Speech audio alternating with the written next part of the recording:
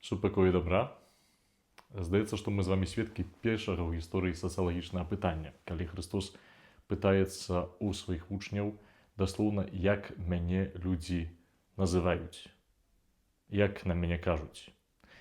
Ось, і калі б не браць у рахубу ўвесь кантэкст, то гэта вельмі такое пытанне эгоістычнае. Хто я? Як мяне ўспрымаюць? Але Езус это робіць спецыяльна, Езус часта правакуе. І тут тое, што так лёгка Лука ў Евангеліі перад гэтым узгадвае, што ён быў на малітве у самоце, а Езус малюся пры нейкімі важнымі рэчамі, ён пытаецца ў вучняў, хто я для людзей, каб адразу перайсці ў наступленне, запытацца, хто я для вас.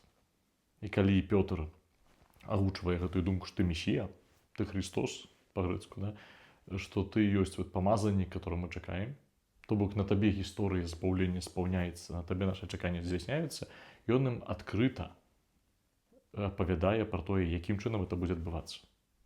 І тут пераважна 1500 пропаведзяў у касцёле, каментуючыя вось гэты ўрывак, яны кажуць пра тое, што мы мусім акрэсліць таксама, хто Христос для нас.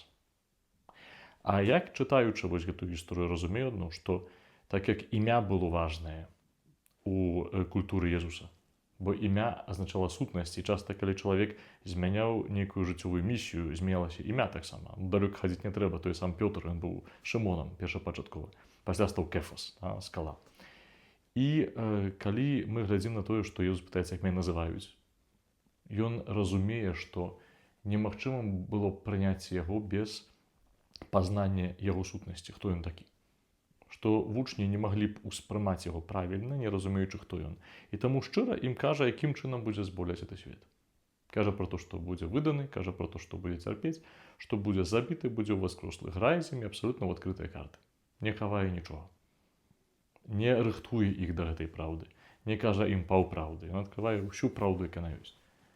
Але адначасова я думаю пра тое, што калі людзі, якія Хрыста не ведалі яго сутнасці, не ведалі яго імя сапраўднага, тым, хто ён ёсць, не маглі яго пазнаць і ўспрымаць.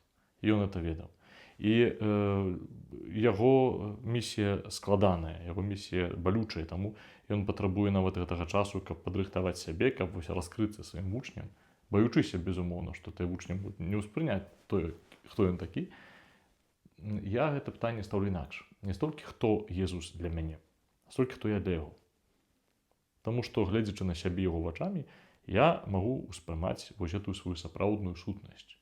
У свеце вельмі часта ўсё накіравана на тое, каб чалавек сябе пазнаў, каб чалавек сябе адкрыў.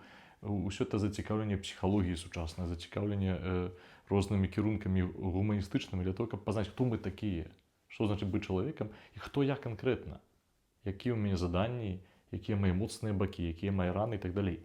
Для того, каб гэта пазнаць, усведаміць, каб нешта змяніць, каб нешта прыняць, каб жыць было лягчэй. І парадаксальна, гэта як са знаёмствам.